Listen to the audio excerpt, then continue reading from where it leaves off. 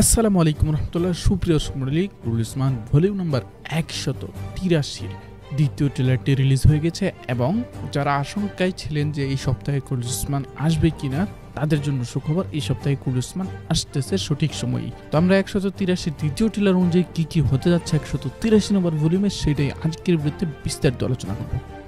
183 নম্বর ভলিউমের দ্বিতীয় ট্রেলারের একদম প্রথম আমরা দেখতে পাচ্ছি ওসমান বে বালাহাতুনকে নিয়ে বসতিতে প্রবেশ করতেছেন, মানে তাদের যে গোপন বসতি রয়েছে বনের মধ্যে সেখানে আসতেছেন। তো বালাহাতুনকে দেখে সবাই চমকে গিয়েছে, ফাতেমা হাতুন, গঞ্জা হাতুন, হলফেরা, তারা সবাই চমকে গিয়েছে, কারণ তারা জানতো বালাহাতুন মারা গিয়েছে। তো বালাহাতুনকে দেখে তারা সবাই আশ্চর্য হয়ে গিয়েছে এবং এখানে খুব সুন্দর একটি সিন, তারা সবাই বালাহাতুনের সাথে মোলাকাত করতেছে, একে অপরের সাথে জড়াজড়ি করতেছে। তো এদিকে আমরা দেখতে পাচ্ছি বসতি জুড়ে উৎসব চলছে। এখানে জেরকুতাই বলতেছে চুলায় আগুন দাও, রান্না বসাও।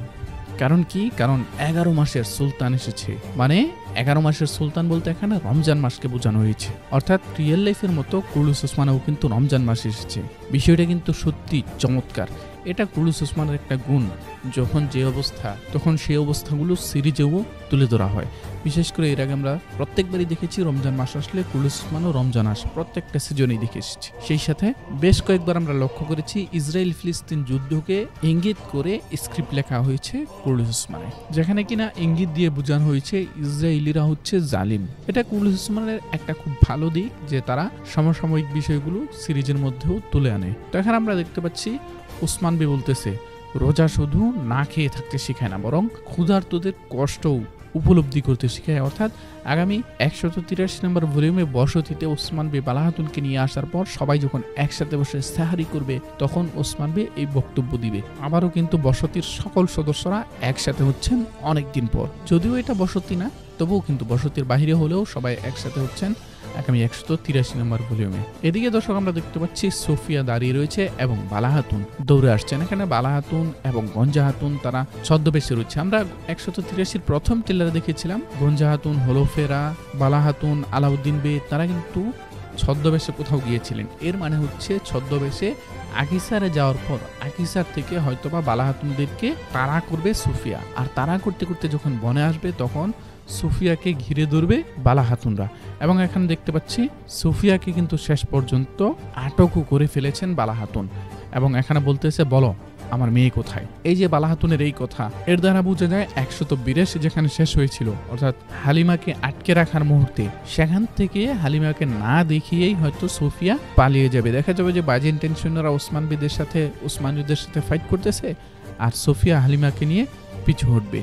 যদিও দেখাচ্ছিল 182 শেষের দিকে হালিমার মুখ একদম প্রকাশ করে ফেলতেছে, কিন্তু আমার কাছে মনে হচ্ছে হালিমার মুখ প্রকাশ করবে না, প্রকাশ না করেই সেখান থেকে পিছু হটবে। তো এদিকে আমরা দেখতে পাচ্ছি সোফিয়াকে একদম টেনে হিচড়ে নিয়ে আসা হচ্ছে বসতিতে। তো এখানে একটা বিষয় লক্ষণীয়, আমরা বাম দিকে লক্ষ্য করছি চাদর গায়ে কেউ দাঁড়িয়ে রয়েছে, সম্ভবত এটা মারিয়াম বা হালিমা হতে পারে। মানে ওসমান বেদের কাছে এখনো তার আসল পরিচয় প্রকাশ পায়নি এবং সে এখনো মারিয়াম রূপেই রয়ে গেছে। তো এখানে সোফিয়া বলতেছে তুমি কখনোই জানতে পারবে না তোমার মেয়ে হালিমা কোথায়। এখন কথা হচ্ছে সোফিয়া বাঁচবে না মারা যাবে, তার ঠিক কি হতে যাচ্ছে। সম্ভবত এখানে সোফিয়াকে আটকে রাখা অবস্থায় হালিমা সোফিয়াকে পালাতে সহযোগিতা করবে, আর এর মাধ্যমে কিন্তু হালিমার পরিচয় প্রকাশ পেয়ে যাওয়ার সম্ভাবনা রয়েছে। তবে আপাতত সোফিয়ার বিদায় নেওয়ার কোনো আপডেট আমাদের কাছে নেই, এবং সোফিয়া বিদায় নিলে অবশ্যই সে বিদায় নেওয়ার পূর্বেই হালিমার বিষয়টা ক্লিয়ার হয়ে যাবে। হালিমার বিষয়টাকে ক্লিয়ার না করে কিন্তু সোফিয়া বিদায় নিবে না, কারণ সোফিয়া ছাড়া হালিমার বিষয়টা ক্লিয়ার করার কোনো রাস্তা নেই। তো যাই হোক দর্শক, আমরা ট্রেলারে দেখতে পাচ্ছি মঙ্গলদের বিশাল একটি বাহিনী আসছে এবং এখানে ওসমান বেকে বলা হচ্ছে যে মঙ্গলদের এই কুকুরদের বাহিনী তো বিশাল। তো আমরা দেখতে পাচ্ছি ওসমান বে এবার বলতেছে এখানে ময়দান আর এখানেই ওসমান বে। এটা কাকে বলছে? এটা বলতেছে উলুগানকে।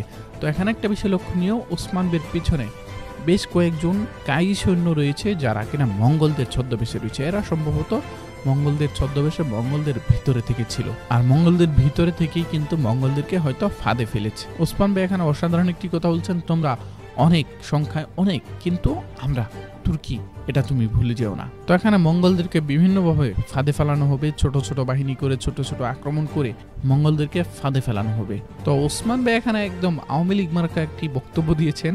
আওয়ামী লীগ মার্কা বক্তব্য কি? আওয়ামী লীগ মার্কা বক্তব্য হচ্ছে ওসমান ভাই বলতেছেন এই ভূখণ্ডে যদি, এই ভূমিতে যদি আমরা শান্তিতে না থাকতে পারি, তোমরাও থাকতে পারবে না। ওই যে কিছুদিন আগে আওয়ামী লীগটা বলছিল না, যেখানে আমরা দিনের বেলা শান্তিতে না ঘুরতে পারবো, সেখানে তোমরা রাতের বেলা আরামে ঘুমাতে পারবে না। যদিও আওয়ামী লীগের সাথে ওসমান ভাইদের কোনো সম্পর্ক নেই, এটা জাস্ট মজা করে বললাম আর কি। আবার কেউ কেউ মনে করেন না যে ওসমান ভাইকে আওয়ামী লীগ বানিয়ে দিয়েছি। তো এখানে উলুগান ওসমান ভাইকে বলতেছে তোমার একগুয়ামি, তোমার জেদ কখনোই বদলাবে না। ওসমান ভাই আবার বলতেছে আমরা ওগুজের বংশধর, তাই আমাদের রক্তই জেদ আর একগুয়ামিতে ভরপুর।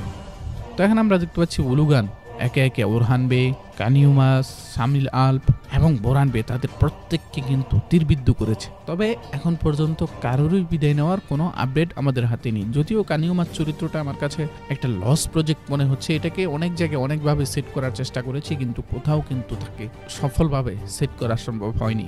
কখনো ইয়াকুবের পাশে, আবার কখনো ইমরান তেগিনের পাশে, আবার কখনো কারিসিবের পাশে, এখন আবার ওসমান বের পাশে, কিন্তু কোথাও কিন্তু সে ওইভাবে সেট হতে পারেনি। তাই এই চরিত্রটাকে বিদায় করে দিলে আমার কাছে মনে হয় ভালো হয়। সেখানে ওসমান ভাই বলতেছে আমি আমার মাথা দেব, আমার জীবন দিয়ে দিব, কিন্তু কখনোই নত হব না। আর আমাদের বাহিনীতে সৈন্য সংখ্যা যত কম থাকবে, ক্ষতির পরিমাণও কিন্তু ততই কম থাকবে। তো এখানে ওসমান বেদের সাথে মঙ্গলদের কঠিন একটি ফাইট হবে, এবং এই ফাইটের শেষে আমার কাছে মনে হচ্ছে খুব শীঘ্রই নতুন বাইজেন্টাইন কমান্ডার এন্ট্রি করবে। এমনও হতে পারে যে মঙ্গলদেরকে বাইজেন্টাইনরা এসেই রক্ষা করতে পারে। যেহেতু একদিকে কমান্ডার লুকাস চলে গিয়েছে, অন্যদিকে সোফিয়াও কঠিন বিপদে, একদম ওসমানীদের কাছে বন্দী, এদিকে আবার উলুগানও একদম ওসমানদের কাছে ধরা খেয়ে যাচ্ছে, সেহেতু বাইজেন্টাইন কমান্ডার এখন এন্ট্রি করাটা স্বাভাবিক বিষয় হয়ে দাঁড়িয়েছে। তবে এখন পর্যন্ত কোনো বাইজেন্টাইন কমান্ডার এন্ট্রির ব্যাপারে বিস্তারিত কিছুই জানা যায়নি। নতুন চরিত্র এন্ট্রির ব্যাপারে যতটুকু জানা গিয়েছে যে নতুন দুইটি চরিত্র ইতিমধ্যে গুলুসমানে যোগ দিয়েছে, যারা মা এবং ছেলের চরিত্র অভিনয় করবে। আমরা এ বিষয়ে আমাদের অন্য আরেকটা ভিডিওতে বিস্তারিত আলোচনা করেছি। ডিসক্রিপশন বক্স এবং কমেন্ট বক্সে সেই ভিডিওর লিঙ্ক দেওয়া থাকবে, আপনারা সেই ভিডিওটি দেখে আসলে বিস্তারিত জানতে পারবেন। দর্শক, আজকের ভিডিওটি এ পর্যন্ত রাখছি। দেখা হচ্ছে সোনালী অতীতের পরবর্তী ভিডিওতে। সেই পর্যন্ত আমাদের সাথেই থাকবেন। আসসালামু আলাইকুম ওয়া রাহমাতুল্লাহ। এই ঠান্ডার শীতে মোল্লাবাজার অনলাইন শপে চলছে গরম অফার। আমাদের প্রায় প্রতিটা পণ্যেই চলছে বিশাল মূল্য ছাড়। তাই স্ক্রিন দেওয়া হোয়াটসঅ্যাপ নাম্বার যোগাযোগ করে মোল্লাবাজার অনলাইন শপের এই পণ্যগুলো কিনতে পারেন সারা বাংলাদেশের যে কোনো জায়গা থেকে, তাও একদম ঘরে বসেই।